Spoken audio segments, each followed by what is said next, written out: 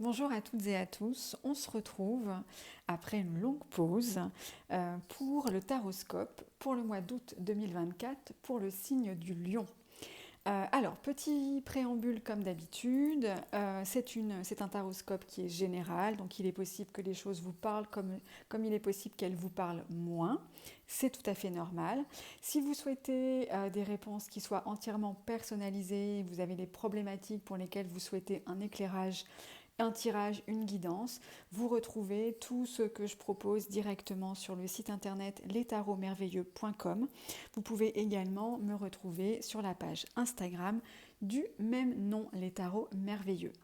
Alors, pour ce tirage en croix, pour ce taroscope du mois d'août, qui sera complété par deux cartes du murmure des animaux de la créatrice d'oracle Émilie, on va commencer par les aspects qui vous sont favorables et vous allez voir, on a une carte qui peut être assez surprenante quand on la trouve à cet endroit. C'est le 7 d'épée. Alors le 7 d'épée, ce qui peut caractériser cette carte, c'est la manipulation ou la tromperie. Alors on peut se dire dans les aspects favorables, qu'est-ce que ça veut dire On ne nous parle pas forcément quand on pense tromperie, on peut penser un petit peu vite à l'infidélité. Il n'y a pas que ça. En fait, ce que cette carte peut nous dire aussi, c'est que parfois, pour arriver à nos fins, il est mieux de choisir des chemins détournés. On n'est pas obligé de dire tout ce qu'on pense, on n'est pas obligé d'être à 100% honnête. Parfois, pour arriver à ses fins, on fait un petit peu de calcul, un petit peu de stratégie.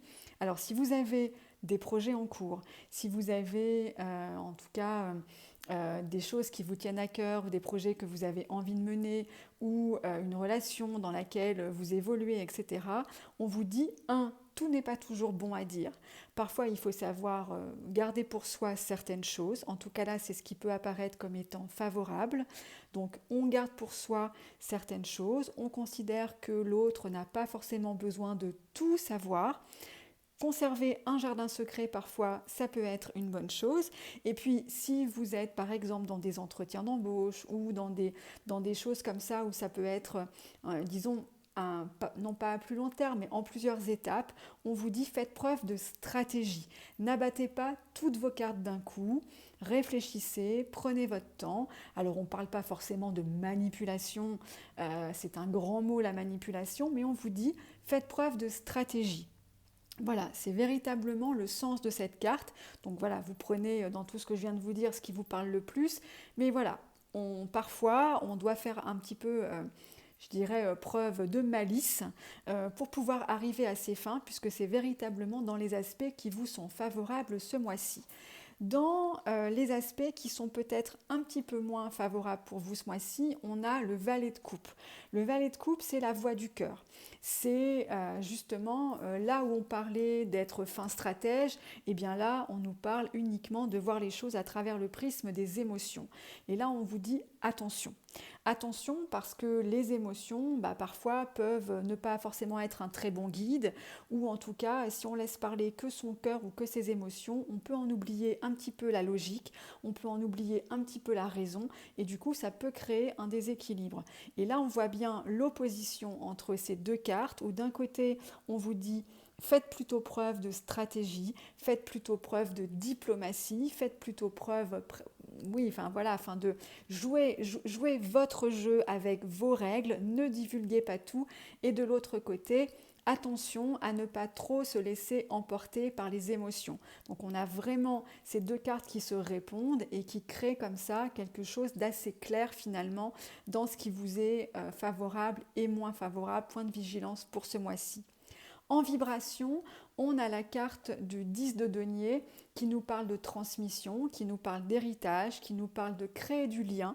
On est vraiment sur une carte qui nous parle de partage. On est sur la vibration de ce mois. Ça peut être aussi des partenariats que l'on crée. Donc il y a quelque chose, il y a des liens qui se renforcent, il y a des liens qui peuvent être des liens professionnels, qui peuvent être des liens familiaux. Là, on n'est pas forcément sur renforcer une relation amoureuse, par exemple. On est sur des des liens d'une manière générale, mais ça peut être aussi le cas, sauf qu'on n'est pas dans le sentimental. On est véritablement dans des liens qui se soudent parce qu'on partage des valeurs communes, parce qu'on partage des envies communes, parce qu'on a envie de créer des choses concrètes ensemble. C'est en tout cas ce qui semble être la vibration pour vous ce mois-ci. À voir comment ça peut résonner avec les cartes qu'on a vues précédemment. Mais en tout cas, on a cette façon de resserrer des liens de façon assez forte durant ce mois d'août. Et puis en conseil, on a une très bonne carte véritablement avec la carte du jugement qui est sortie dans 2-3 tirages je crois ce mois-ci. La carte du jugement c'est vraiment une carte qui va vous dire croyez en vos projets, vous êtes sur le bon chemin.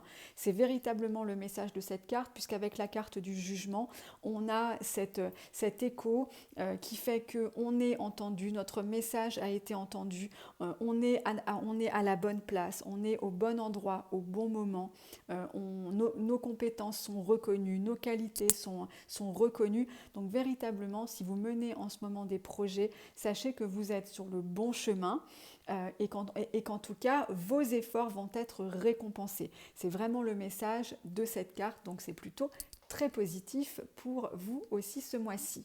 Les 2 cartes oracles, je vais vous lire leur message. On a la coccinelle qui nous parle de chance et on a l'âne qui nous parle de miroir.